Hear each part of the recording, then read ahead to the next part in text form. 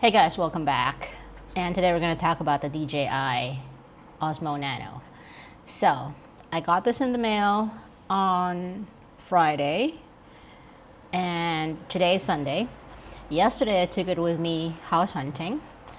And also on Friday I went out in the evening to do a little bit of a walk around my area and test out like the super night mode, all that stuff. So yes, I've only had it for a couple of days.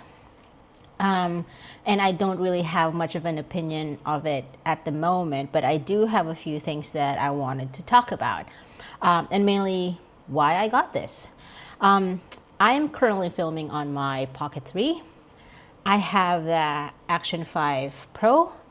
I've got the drone. I've got the older drones. It's the Mini 3 Pro. I can't find that anymore. And obviously now I've got the Nano. Previously, I also bought the 360, which I returned, never bought again. It's just not my thing. Like editing, not my thing. I hate it. Same reason why I sold my Insta360 X4. And I also sold my Insta360 Go 3S. So if I had sold my Insta360 Go 3S, why did I buy the Nano? Well, here's a few things that I think makes this better than the Go 3S. This has got a larger sensor. It's got 1/1.3. It also has, or at least the vision dock that it comes with, or multifunctional vision dock, so MVD, has capacity to actually expand memory via an micro SD card slot on the side, right? So I thought that was great. But the other thing as well is the Go 3S was limited to 4K 30 frames per second, whereas this one goes up to 60 frames per second. Now, granted, I only really use 25 frames per second normally, but I do sometimes like to do 50 frames per second, especially when I'm trying to remove motion blur. Especially at night shots where you get all that jittery kind of thing. So usually in evening shots, I would do 50 frames per second. That's a little bit faster and a little bit more reduced in terms of the motion blur. So those are the things that I like about this.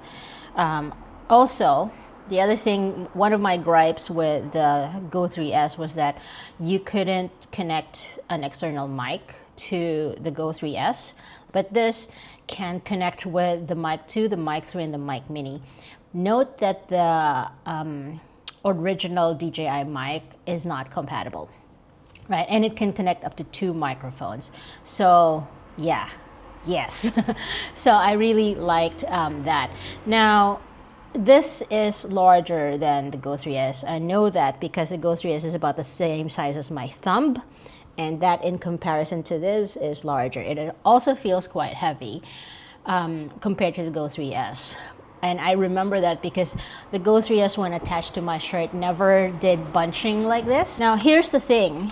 The Go 3S was quite compact in a way that the actual camera goes into the pod, and the pod is just about the same size as a regular action camera.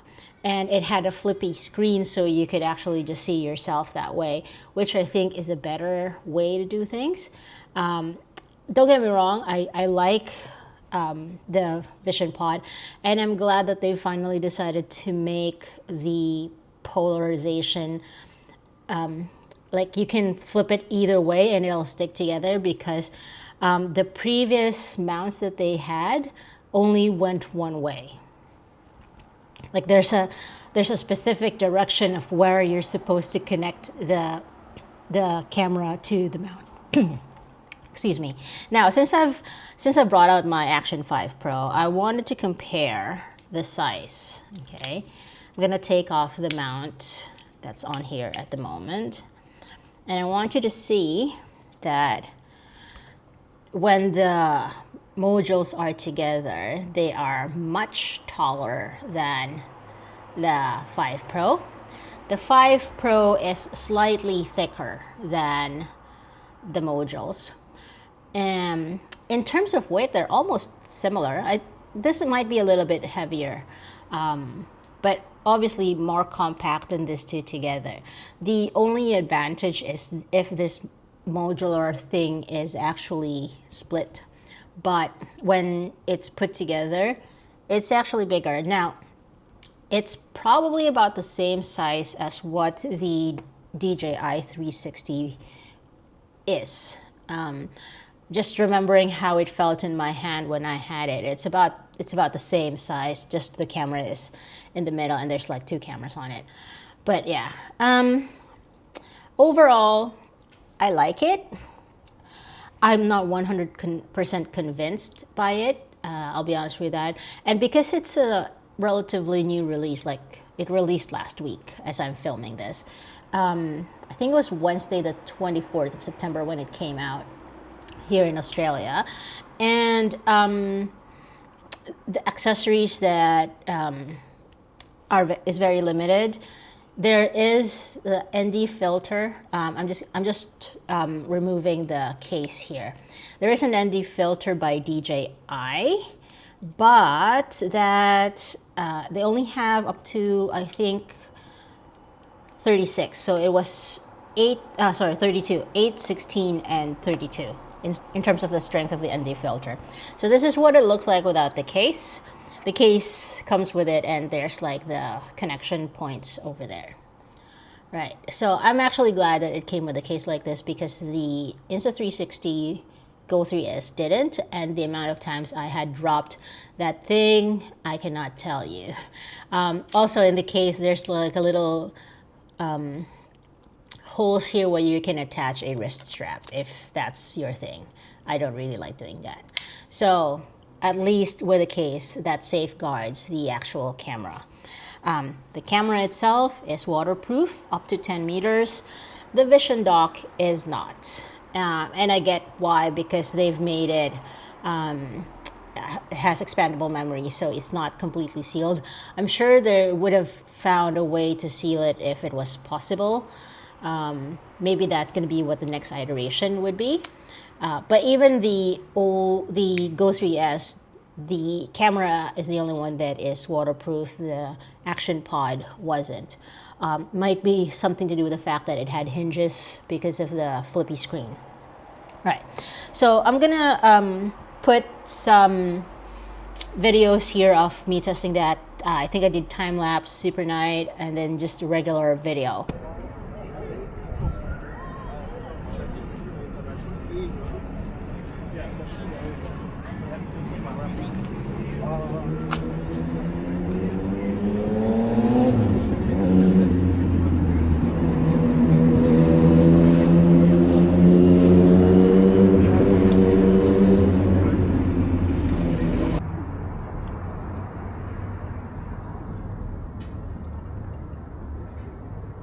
The other things that came with the camera is a mount that's got a suction cup at the end. I like this better than the Go 3S. The Go 3S came with something similar, but it was the sticky thing, which never stuck to anything, to be honest with you. You had to have a relatively flat surface for it to stick on. And then obviously after some time, the sticky bit becomes unsticky. So suction cups are better. This comes off, so you can actually use this mount with a tripod or a selfie stick that has a 1/4 screw. It also came with this hat clip. Now, comparing this hat clip to what I remember the hat clip of the Go 3S, I already hated the Go 3S because it was so hard to get it on the cap itself. But this one I feel is even worse. Like, you need to really try and wiggle it in between these ones. And if I also remember correctly, the Go3S1 had sort of like the holder built in. It wasn't a mount like this, and you could move it around so that the camera can swivel. Now this one, when you put it against the lanyard, so it does come with a lanyard as well, very strong magnet. Yeah, it only, I guess, yeah, I'm not in love with this clip. I think they could do better, more usable, less frustration inducing, I guess. And yeah, so those are all the things that came with it. And I'll come back with a more in-depth review of this once I've tested it out a lot more, but I do like how it works currently. So yeah. Thanks for watching. Leave me your questions in the comment section down below.